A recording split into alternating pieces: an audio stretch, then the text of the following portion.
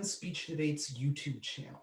My name is Luca Moretti, and I'm currently the operations manager for Ascend Speech and Debate and a speech and debate coach in Davis Senior High School in Davis, California, alongside a public policy major at the University of California, Davis. Today, I'm going to talk about the political process and how you can effectively debate bills regarding that topic in congressional debate. Because two things. Number one, political process is some of the most nuanced piece of legislation you're going to be debating because it's debating archaic rules that have existed for decades, if not centuries, in our political process. And it's really confusing because when you look up the rationale behind why these policies exist, you're not given simple articles. You're given detailed theoretical papers. You're given papers from think tanks that are 20 or 30 pages long, and that's a minimum, right? And so these are really, really dense topics that are hard to approach from the bottom up. And so when you read these pieces of legislation, you are then intended to go to the most nuanced approach because that's what the evidence and literature out there guides you towards. So today I'm going to do a back to basics approach about these types of legislation, talk about the political theory behind these pieces of legislation, talk about three key concepts you need to know and understand to effectively debate these bills, and then finally look at some past legislation from the Harvard and Yale Invitationals in the previous season to talk about these specific types of legislation and how I would approach the research for them. So that way you can understand the arguments that I'm making, that I'm advocating for you to make, and basically just show you how to debate better. Because in the end of the day, congressional debate is one of the most important events because it teaches you about the political process. It teaches you about the history of passing piece of legislation, reforming the voting procedures, and everything regarding elections. These things are so important because to be a functioning member of our democracy, to be a good voter, you need to know the reasons why your vote matters, why the policies at stake are in your hands, and why advocating immensely for reforms with a broken system is the most important way you get change done. So today we're going to break it down to three key sections. Number one, we're going to look at the impacts and theory. Then we're going to look about the examples. And then finally, we're going to look at these specific pieces of legislation and how to approach it. So first of all, I want to just break down three key concepts that people don't really understand that can really help you become a better debater when it comes to these dense political process piece of legislation. So before we start, political process is basically just any piece of legislation built around reforms the status quo. It could be a reform to the Federal Elections Commission and federal election spending, right? It could be reforming the pardon system to prevent presidents from being able to have unilateral pardons. Or it could look to ban gerrymandering, changing the procedure on how legislative districts are drawn. Or it can be a piece of legislation that implements reforms on the voting systems like ranked choice voting or term limits for congressmen and congresswomen, right? And so there's a bunch of different types of reforms, and they all differ in scope, scale, and complexity. But they all share a common goal. They're trying to change a procedure that has been ironed in US policy for a long period of time. So the most important thing is looking into the history on why this occurs. Look into the history of why gerrymandering started in the first place and how Congress and the state and local level has been able to get away with it for so long and why Congress hasn't acted. If you're curious about why the Electoral College was implemented, look at the rationale and reasoning. And when you look at the historical background and examples, you can see whether or not it's a logical thing to keep, right? If you look at the background of the Electoral College, it was a short-term compromise because they did not want a erratic politician to come into power, and they wanted a educated populace to have a check on it, right? They wanted a elite group of few to be able to prevent a person they viewed as unqualified to lead from coming into power. But that hasn't happened. The entire intentions behind that reform and that implementation in our system never took place, right? And there's only been led to harms. And so what you can see from what the founding fathers intended and why that was implemented in the first place, the entire intention of it failed, right? And so that's the first thing you should do when looking at any of these pieces of legislation. Look at the intent of the people who implemented this in the first place, and then you can see whether or not it's justified and whether or not it's good, right? That's the baseline of the argument. You don't need to look at deep theory texts from professors. You don't need to look into 20 or 30-page think tank articles. You just need to see the history of it, right? Just go on Wikipedia and look that up before you begin to prep the bill at all. Because if you go into the round understanding the history behind why this came to be, you'll have an immense edge on all of your competition because they're debating all of these nuanced structures without ever understanding the intent of why this exists in the first place. So that's the first thing I would do. The second thing you have to do is pull it back to basics. Because here's the thing. Every American voter is impacted directly. If not every American citizen is directly impacted by the status quo of our electoral systems and the way our government works. Because here's the thing. Lives are saved from government programs. Lives matter in elections. The election of Trump, not to get political, but it led to a lot of impacts, good and bad. The election of Obama led to a lot of impacts, good and bad, right? There are consequences and real-world implications in elections, just as there are consequences and real-world implications of people not being able to vote in the elections due to voter ID laws, just as there are consequences into people not being equally represented due to aggressive partisan gerrymandering, just like there are consequences to third-party votes spoiling the outcomes of elections. Everything in society has a consequence as a result of these electoral systems, and if you impact your arguments back to those people and how they're directly harmed, you don't just say corruption is bad. You don't just say ruining democracy is bad. You explain why that's bad and why that harms people. Because the entire point of legislating, the entire point of debating these topics is to advocate for people, advocate for your constituents, advocate for the people who don't have a voice. That's the point of Congress. That's the purpose of legislating. And when you get away from that, when you get too nuanced, when you get too into pointless argumentation, you take yourself away from the reason why you debate in the first place. Keep it simple, stupid. That's a piece of advice that's always given in sales, but it's so important in debate. You have to pull it back and look directly at the people. You have to see how implementing reforms or not implementing reforms helps and hurts people, right? And that's the whole thing. And that's the thing I see most often in debates on these pieces of legislation. People get too in the weeds. Pull it back to the bigger picture. And then finally, just look directly into all these historical examples. And we're going to delve deeper into that down the line. But before I go on, I want to just talk to you about three things. First off, this idea of rational ignorance, right? Don't assume voters and your constituents within the context of these rounds to be all-knowing, to know every detail and facet of policy, because there's a phrase in political theory called rational ignorance, right?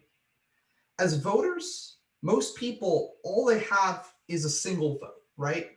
And based on how the Electoral College works, based on how gerrymandering works, based on how the partisan divide works, right now, most people live in a non-competitive state, in a non-competitive House district, in a non-competitive Senate seat. I live in Northern California. In the presidential race, my vote wouldn't directly have an impact on the outcome of the Electoral College in my state, because California is an overwhelmingly Democratic state, and no matter how I voted, it wouldn't really change much. It would mean my vote mattered, right? I'm not saying don't vote because your vote doesn't matter. It can and does matter, but not much would change based on my one vote, right? But if I lived in Iowa's 2nd Congressional District or New York's 21st Congressional District, which right now are disputed with a Democrat leading New York's 21st by 10 votes and a Republican leading in Iowa's 2nd by 6, my vote would really matter, right?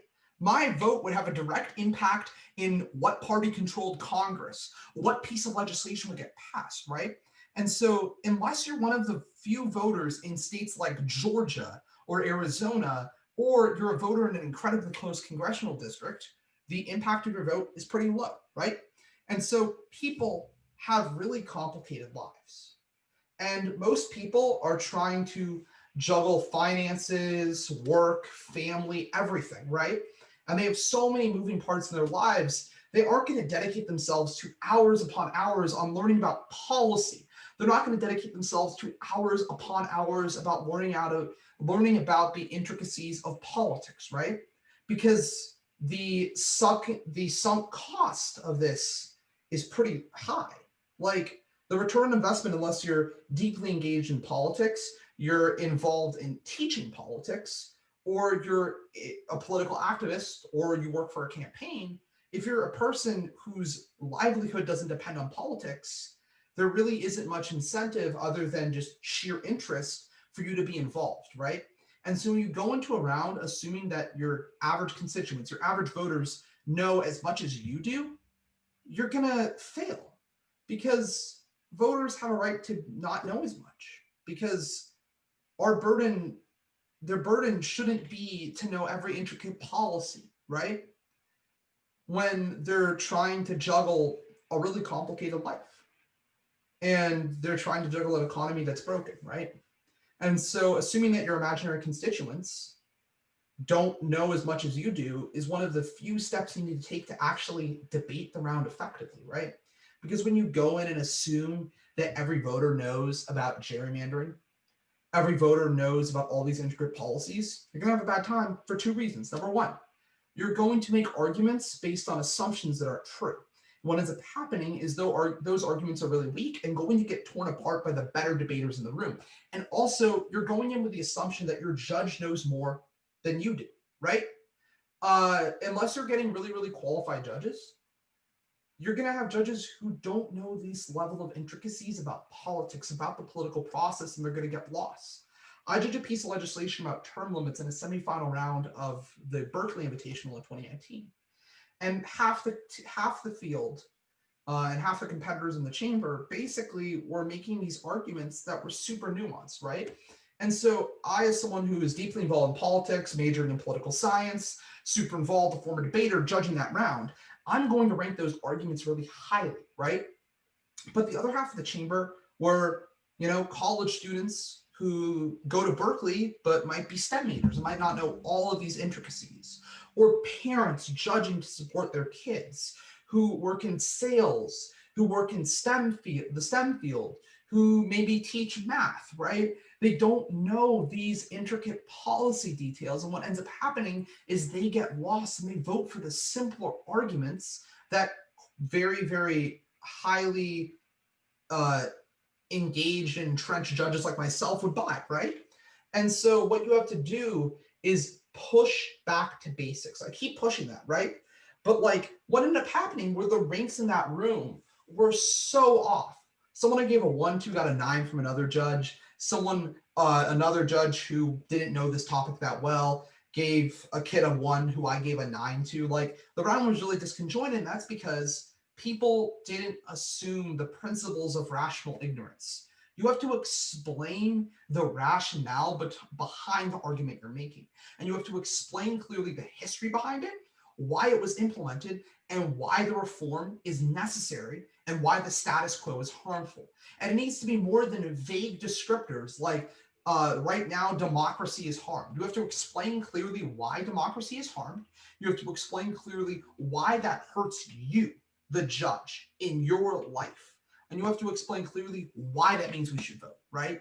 All the principles of a normal round apply here. It's just you have to explain more and assume less. And when you go in explaining less and assuming more, you're going to have a bad time. And then secondly is placing the blame.